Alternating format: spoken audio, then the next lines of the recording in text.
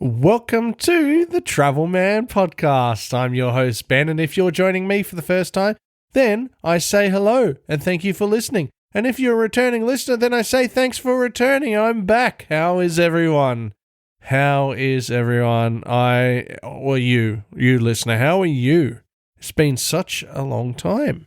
And I am quite sorry that it's taken a long time for me to put out another episode, but I've been busy with the other podcast on Natural Podcast. So if you haven't heard that, give that a bit of a listen because that's a lot of fun.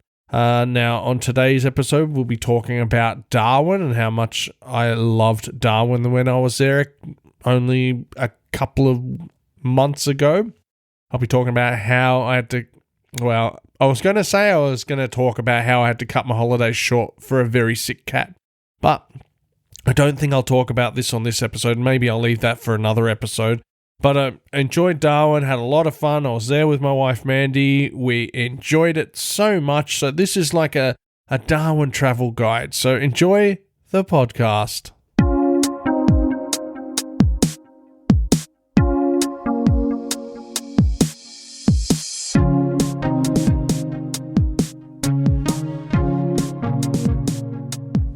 Okay, so it was probably about 9:30 p.m. on a Friday night when we boarded our Jetstar flight. It was JQ678 from Melbourne to Darwin, and that was probably a good 2 months ago, maybe even 3 months ago now that I think about it. And that flight would get us into Darwin at 1:25 a.m. So it was quite cool when we left Melbourne, and then when we arrived in Darwin, it was so warm, but it's nice like that. And it is crazy to fly out at those type of times, but sometimes you got to do that to save some money. And Jetstar's a bit of a low-cost airline, but their A320s, their Airbus A320s are a great little plane to sit on. I felt it was pretty comfy, although the seats were a little bit firm. It was still pretty comfortable flight, and the crew were really nice, and I can't really say anything bad about the airline. Jetstar's pretty cool, but I believe the flight times from Melbourne to Darwin differ depending on when you're going. So between the seasons of autumn and winter, they're different to the times that they fly to Darwin, say in spring and summer. They tend to change the flight times. So arriving in Darwin was quite strange because we had to go through this border control system that I can only say is reminiscent of international travel or being in another country. It was really quite strange. You had to fill in some forms and so forth. You had to make sure that you hadn't come from a COVID area and stuff like that. And that was within the time that Melbourne hadn't had a COVID infection for like 83 or 84 days or something. So they were still pretty serious about people coming into Darwin or the Northern Territory with COVID. Exiting the airport terminal was kind of a relieving feeling after having to sign those pieces of paperwork and stuff, because I really didn't want to be there too long. But it's just amazing when you exit an airport coming from a cool climate destination like Melbourne, exiting Darwin, and it's just hot. It's like 32 degrees at, say, 2 a.m. in the morning. It's such an amazing feeling. Now, I'm going to say from the start, I love Darwin. I thought it was a real special place, and it's got so much beauty. And I was amazed I'd never gone to Darwin before. So our accommodation for the week was at Mindle Beach Casino Resort, which was a fantastic resort. I really, really highly rate the Mindle Beach Casino Resort. It's got a massive pool, probably the biggest pool I've ever been to. It's got an amazing swim-up bar, which is always pretty cool, because you know me and I love my swim-up bars. I love being able to drink my espresso martinis while swimming around and doing absolutely nothing. The Mindle Beach Resort is actually on the water, so it's right located on the beach, so you can have wonderful sunset views from there, which we did see once at least, or a couple of times. That was really cool.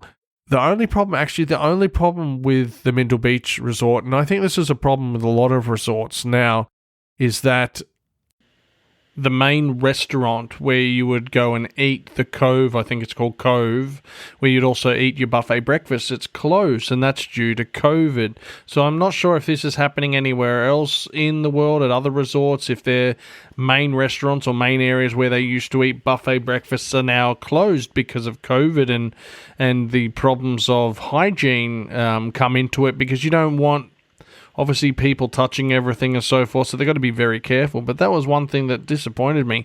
Couldn't have my usual buffet breakfasts. So yeah, back to the Mindle Beach Resort. Fantastic place. Go there if you want to stay in Darwin. It's fantastic. Also, there's an area around Government House in Darwin's waterfront precinct, which is really great. It's really, really fun. And what you'll find in Darwin, if you go to Darwin, you'll find it's incredibly clean. It's a very clean city. Its waterfront precinct is full of places to eat. And the only beach that you can swim at, because all other beaches you can't swim at because you're either going to get stung by poisonous jellyfish, you're going to get eaten by dangerous crocodiles, or even sharks will eat you. So no swimming in Darwin beaches, full stop. Actually, no swimming in Northern Territory beaches, full stop. But there is a beach and a wave pool that you can swim at in Darwin's waterfront precinct, which is pretty cool. I didn't swim in any of them because I had the pool, obviously, back at the Mindle Beach Resort, so I didn't even think about it. I also think that little beach area is man-made, but I stand to be corrected. The wave pool. The wave pool looks so cool. I walked past the wave pool because I was on my way to the Royal Flying Doctor Museum, which I'll talk about soon. But that wave pool is so cool. You just set up with a boogie board or a little surfboard and just go surfing. It's really cool. Okay, another couple of other things that we did or that I enjoyed about Darwin before I go into what I actually did. We ate... I just lip smacked just then. Should I leave it in or get rid of it? Who knows? So we ate at one Mexican restaurant on the waterfront called Hot Tamale. It wasn't that good. So if you're wanting Mexican in Darwin, don't go to Hot Tamale. Sorry, Hot Tamale. It just was not that good. Hello, Remy. Come here, boy. So other than that, yeah, the resort staff were wonderful. People we met in Darwin were great. And we really enjoyed our stay in Darwin. So now let's talk about what my wife and I did, or what we can let me rephrase that. Let me recommend a few things that we did and what we did at those places. Okay, so the first one was George-Brown-Darwin-Botanic Gardens. If you know me, I love botanic gardens. So the Mindle Beach Resort is just down the road from the Botanic Gardens, and I'd really consider making sure you come here, not only for the gardens, but the great little cafe that's inside the garden. You can eat breakfast, you can eat lunch there. What do you want, little cat?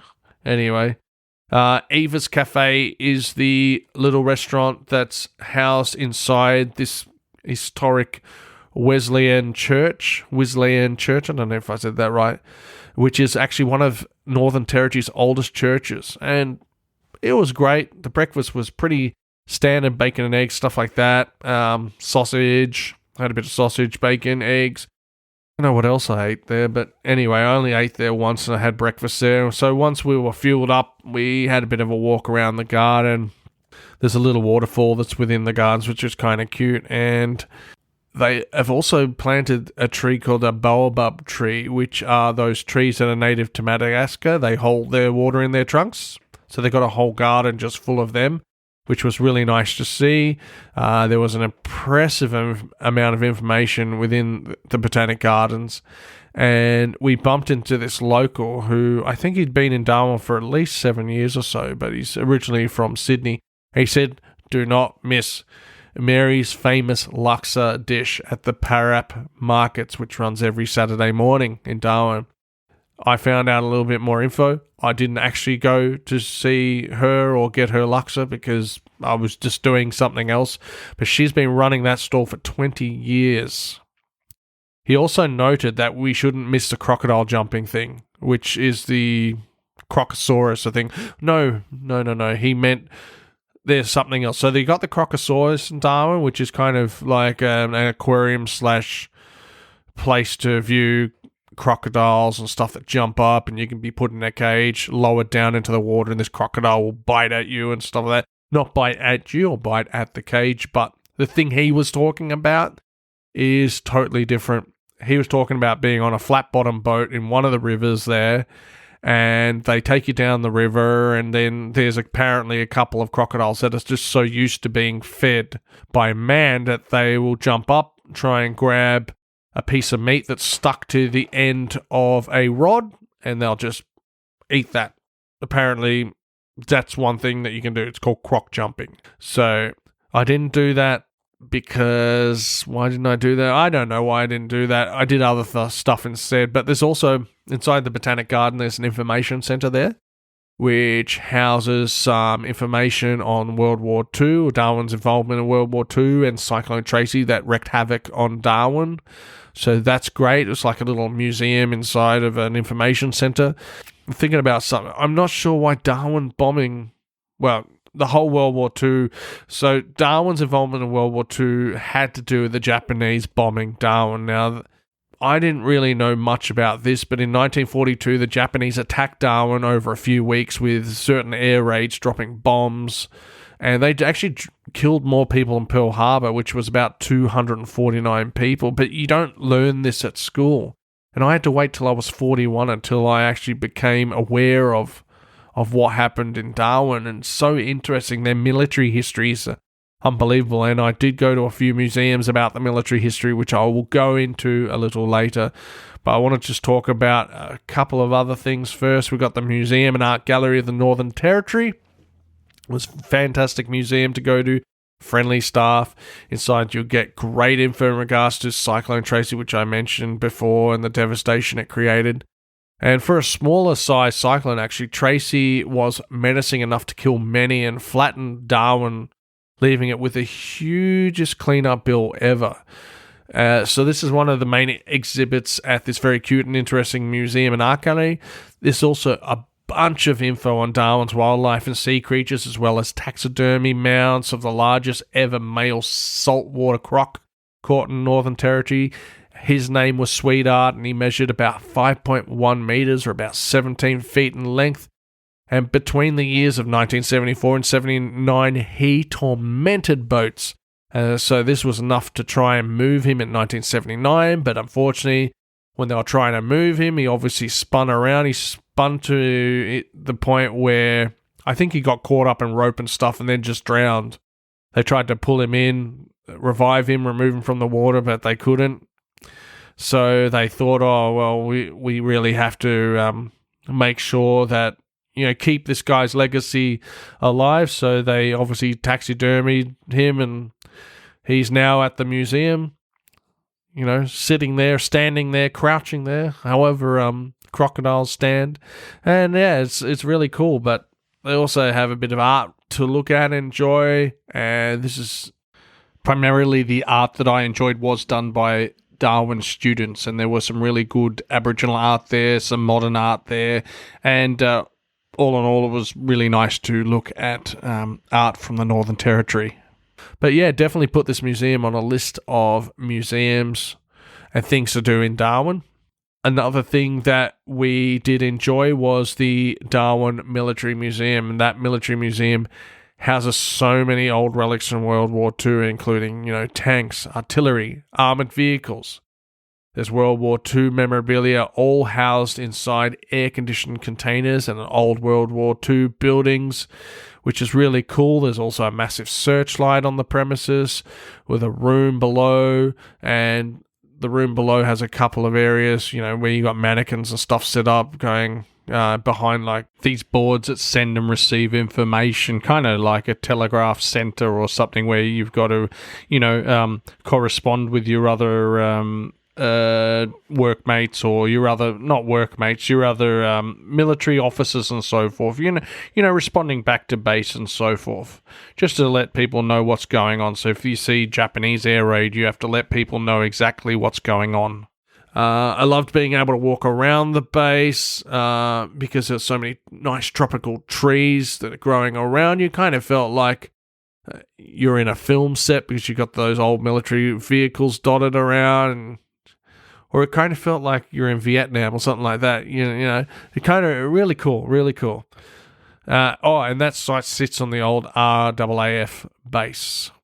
And another thing you can do is go to Darwin's oil tunnels. So they're the World War II oil storage tunnels, which are really cool. And they were built in World War II to protect Darwin's oil, which is stored in the location close to where I think the wharf precinct is. So you can go check that out. It's below the cliffs of Darwin. So the cliffs of Darwin City. It's really, really cool. Check that out.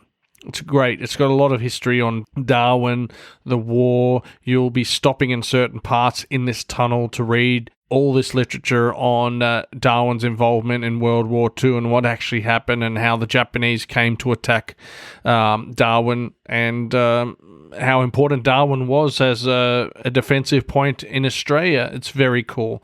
And there's, I reckon they would be probably one of the most important or interesting things to do when you are in Darwin, because I never knew anything about it before I got up to Darwin, and then I personally don't think many of us know much about the bombings of Darwin. But anyway, I could rap lyrical. Is that right? Rap lyrical about it? I don't think that's it. But anyway, you know what I mean. Another cool thing to check out is the Darwin Aviation Museum. And the Aviation Museum is located pretty close to the airport. Now, we didn't spend a lot of time there because it was the last day before we flew out of Darwin and then on to Cairns. Now, there's a great array of aircraft that's on show, and the hangar is absolutely massive. There's planes like the F-111 or the F-111C Strike Fighter, which from the front on looks kind of like the Concorde, if you know what the Concorde looks like. There's also the B-2 bomber there. Now, I think the B-2 bomber is the only one outside of America, but I don't recall. I'm not 100% sure of that. There's also a bunch of information as well on the bombing of Darwin, as there is in Darwin. There's just so much information on World War II. Now, there's also information on the inaugural flight of a lady called Amy Johnston, who was the first female pilot to fly by herself from Britain to Australia, and she did this in 1930. There's also a couple of films, and one was about the bombing of Darwin, and one also featured the unbelievable flight of Ross and Keith Smith, who flew in the Vickers Vimy in 1919. That was really cool, but there's a bunch of planes to check out. There's also helicopters, and yeah, it's really cool. Check it out if you got time. Another thing that I would suggest to check out is the Royal Flying Doctor Service of Darwin. It's actually titled the Royal RFDS Darwin Tourist Facility, but it's a great little museum. It's not that big. Now, they do have a 3D kind of virtual reality exhibition featuring the bombing of Darwin. That's really cool. And they do have an old, I forgot what type of plane it is, but it's a Royal Flying Doctor twin prop propeller plane that you can go inside. So you can sit down on the one of the chairs there, so you can feel like you're inside. Well, you are inside the real plane. You can also sit down in the cockpit, which is really cool. There's also a couple of other really, really cool virtual reality films that you can watch with the actual virtual reality headset, and that's really cool. Obviously, there's a bunch of stuff on the World War II bombing, so I know I keep mentioning World War II bombings, but you won't remember everything, so it's good. So the more information you read, it's probably better. But it's a great museum. If you have time, get there. And that's actually very close to the Darwin World War II oil storage tunnel. So near that Darwin Wharf precinct. It's around that area. So you can easily get there. Now, if you want to get outside of Darwin, there's a bunch of stuff like you can do the Kakadu tour. And I did the Kakadu tour with a company called Off-Road Dreaming. Now, Kel was the main guide, but Lynn was there helping him as well. She was great. They were both great people. And I found that the time that you got to wake up is very similar if you're, say, in Mexico or Playa del Carmen, where I was a couple of years ago, where I went to Chichen Itza, and I remember waking up at the earliest time I've ever woken up, maybe quarter to 4 or maybe 4:15 a.m., trying to be ready by 5 a.m. or even before. And obviously the reason why I say all this stuff is that the tour starts quite early, so you're leaving at around 5:40 a.m. or 5:30 in the morning, and you're out there the whole day. I think we got back at 8:30 p.m., but in that day we saw so much, and it was so good. And one of the things that we saw was some Aboriginal rock art. And Kel was just a wealth of knowledge when it came to describing what all that rock art meant and what the Indigenous people were trying to say through their art. Apparently, on the placards that you'll see around the place, that you'll see that they've tried to describe it a little bit differently to what it really means. So it was really nice to get that inside knowledge from Kel, who actually knew the real meaning of what all this rock art meant. Now, the most famous rock art site, Ubir, wasn't open to us at the time, so we went to another rock art, but I really can't tell you the name. I forgot the area that Kel took us, but it was just as good. I haven't been to the Ubir site, but this is just as good. The art rock, I was about to say art rock again. The rock art was amazing. Oh, we also saw the Nadab. We also saw the Nadab wetlands. So we had a cruise there on a flat-bottom boat. That was cool. That was all part of the tour as well. So we did that walk, past all the rock art, scraping past all the blue gums, gum trees, and all that type of stuff. But the Nadab wetlands is really amazing for its flora and fauna, and also that it houses a lot of crocodiles. So you'll see many crocs, you'll see a lot of birds, you'll see nesting birds, you'll see a lot of animals that you would not see if you're from other parts of Australia. So it's a really good cruise. There was a couple of boats going out there at the same time. It's all part of the tour, and it was just a lot of fun. There's areas where there's vast openness, and you just go, wow, I can't believe this. So it's pretty amazing, really worth seeing. So summing up, Kakadu, a stunning and amazing place. And if you're wondering, it's a similar size to Switzerland. So there's no way that you can do Kakadu in one trip, in one day trip that was like 8 hours long. You would have to have months traveling around Kakadu to see it all, and no one's seen it all. No one. But it's well worth it. It was about $200 per person. Both Kel and Lynn were terrific guides, and the Off-Road Dreaming was a great tour company. I would use them if you want to get that full Kakadu experience, and even if you're only seeing a small amount of it, it's still great. It's probably one of the most favorite things I did was that tour. It was the best thing I did. There are a link in the show note for the web address, but I can say the web address here anyway. It's like Kakaloo? No. Oh, hold on one second. It's Off-Road Dreaming. So just go to offroaddreaming.com.au and you'll see that there. But the links are in the show notes of this podcast. Kakadu wasn't the only park that we went to. We also went to Litchfield National Park, and that was a hoot. We didn't give ourselves a lot of time, though, at Litchfield. Also hired a car to get to Litchfield Park, which was a Toyota Corolla hybrid sedan. Oh, not the hybrid, just a normal sedan. And guess what? About 2 months ago, I'm going off topic here, but maybe 3 months ago, I went in Toyota and actually purchased a Toyota Corolla sedan hybrid. And because in Japan at the moment, they're obviously stacked up with orders because the Toyota Corolla hybrids, the RAV4 hybrids are so in demand in Australia that you can't actually buy a car and then have it within a couple of weeks. You've got to wait months and months. But a couple of months went by and then I changed my mind. So I thought, no, I don't want the Toyota Corolla sedan hybrid because I had this idea that I'm going to become an Uber driver on the side, which I still probably going to do. But I changed cars and I changed to the RAV4 hybrid cruiser all-wheel drive. And this will be the 2022 model, so I'll probably get it in 9 months' time. That's how long you got to wait. If you're going to a Toyota car dealership today and you want to buy a car, you'll be waiting 6 to 8 months at least. But anyway, back to Litchfield National Park. So we hired that Toyota Corolla sedan. Great car. We drove from Darwin a few hours down to Litchfield National Park. Easy as drive. Anyone can do it. So the first thing that we arrived at was the famous magnetic termite mounds. There were some really big mounds standing at about 3 or 4 meters high. They were cool. There was also an area where they'd built this kind of boardwalk so you could look at all the termite mounds that were just individually placed. I think they just whippersnip around them and stuff. Look, it was okay. I thought it would be a lot better, but it was cool to see how big these magnetic termite mounds. And if you're wondering, the magnetic termites or the termites build these structures to create like this ventilation system because of how far they live underground. So that mound actually creates a really cool ventilation system because they need to keep the temperature inside or under the ground really at a even temperature. I think it's 32 degrees, something like that.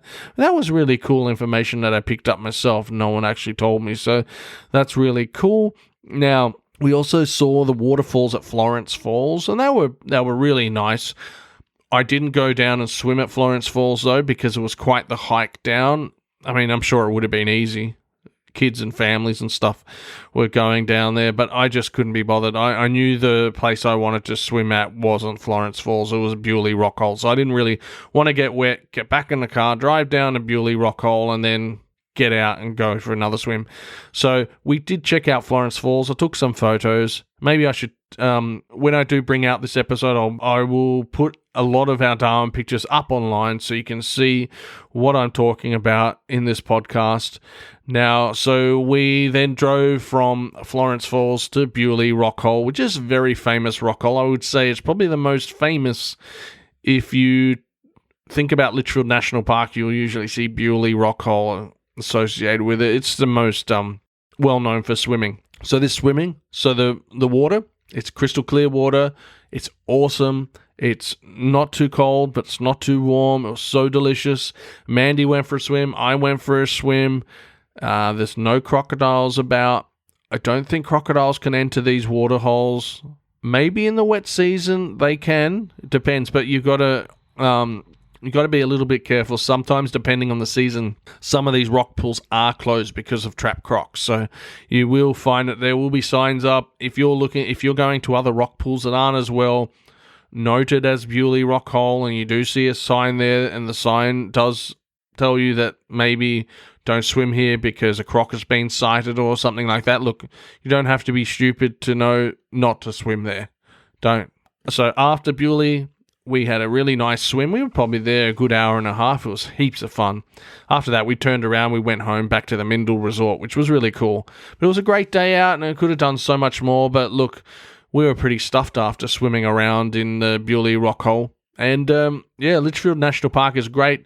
I think next time there's so much more I can do next time in Darwin, but let's talk about some other stuff. Let's talk about what I ate. Well, what Mandy and I ate. So we ate really well in Darwin, which was really surprising and not that surprising. I kind of knew that Darwin's food scene is pretty good, and that's considering their proximity to Asia makes it a perfect location to try some excellent food from Southeast Asia. Now, they're really famous for their laksas there, and you got to understand, though, Darwin is only 1.5 hours flight from Bali in Indonesia and only a few hours flight from Singapore and Malaysia. So there is a huge Southeast Asian influence in Darwin, and especially their food. There's a lot of Thai restaurants and so forth in Darwin. We did try the Mindle Beach markets. But look, to be honest, it was a bit of a letdown. It was the first night of the Mindle Beach markets when we were there, and I reckon all of Darwin came down. And I couldn't stand in line anywhere. I was getting frustrated by the amount of people that were there. Mandy wasn't too keen on the Mindle Beach market. She didn't think too much of it. Look, we have something similar down here in Melbourne where we live, where we got some markets set up and they're every Sunday. So to be honest, it's not that much different. Look, the food selection was good. If you could order it, lines were long. Like I said, just too claustrophobic. So some of the restaurants that we ate at in Darwin were Hanuman Restaurant, which is a Thai Indian inspired restaurant, and was really nice, really tasty food. A little bit expensive, but I do recommend to go there if you're in Darwin. I've got some friends of mine, Sue and Chris, that have just left Darwin as I'm recording parts of this, so they're back in lockdown, but I reckon they would have liked all these recommendations that I'm about to give now, because I'm sure they didn't go to all these places. Let me know, Sue and Chris, if you did. Great couple. Awesome people. So, like I said, Darwin's really well known for its Thai, Indian, and Eastern Asian restaurants. Now, if you find Hanuman is too expensive, if you've gone online, you've looked at Hanuman's menu options, you go, oh, that's too expensive for us. I've got another place for you that's really delicious. It's very similar tasting food. It's called Nirvana Restaurant, which I found awesome. Love the ambience inside. It was darkly lit place serving awesome Thai food. I would probably put it on par with Hanuman, but Hanuman obviously is more a swanky place where you go in. I tell you, one thing that I did notice about people in Darwin, they don't hang around. They eat their food and then they leave. I reckon we hung around longer than anyone else in that restaurant, and people were coming and spending maybe 40 minutes eating their food and just going home. I didn't get that. Are they there for the experience? Or are they there just to eat because they're hungry? Who knows? Okay, so another thing I ate, which wasn't Thai food, wasn't Asian food, it was my breakfast. I ate this amazing Nutella bowl, which is like an acai bowl, but with Nutella and stuff, and that was at Karma Cafe on Salonika Street, and that was fantastic. Very, very tasty. I would recommend eating at Karma Cafe if I was you. I did eat another cafe, but I can't remember the name now. But it had a real Korean feel to it. Yeah. But other than that, like, I ate those foods. I thought that was really delicious. Also would like to mention, it would be remiss of me if I didn't mention this, that I bought I think 3 pieces of Aboriginal artwork from Mason Gallery, and Jeffrey, who's there, was awesome, great guy. We picked out a couple of works that we got rolled up, and he sent them off to us, and we got them a couple of weeks later when we arrived home. Or it was kind of when we were home, actually. So it was really good timing, actually, Jeff. Now, Jeff was running the place at the time, and he was just so insightful on Indigenous art. He really knows what he's doing, and I personally love Aboriginal artwork, Indigenous art. My wife Mandy loves Indigenous art as well, and we have quite a lot of Aboriginal artwork around our house. We really find the paintings have got so much significance and meaning in them that that's why we have them up in our house, and we love the colours, and we just love that they're Australian. So we both appreciate Aboriginal culture heaps, and we probably appreciate Aboriginal culture and people a lot more since visiting Darwin. I think it will really open your eyes. Darwin is just the most amazing place. I've never been there. I left it till last. I've seen all the other major capitals and cities and stuff like that, bar Broome. I haven't gone to Broome. But yeah, Darwin was fantastic. I'm so happy that we went there. We were really sad to leave, and just there is so much to do in Darwin, and I really recommend it. So if you ever think that you want to go somewhere different, or maybe somewhere that you've thought about before and gone, oh no, I'll do that another time. Look, we're in a great position at the moment. We're actually not right at the moment, because I'm recording this right in a hard lockdown at the moment in Melbourne. But once we do get out of the lockdowns, if us Australians are still locked in Australia, go to Darwin. Darwin is awesome and will make you feel like you're not in Australia. There you go. It will make you feel like you were somewhere else. So thanks for listening to the podcast. I've really enjoyed that you've come and listened to my podcast today. This is the first one back from maybe a couple of months ago when I stopped doing them on Travelman Podcast. I really enjoy doing this. It's a lot of fun. I will say cheerio now and good day, and hopefully I'll get an episode out very quick. Bye.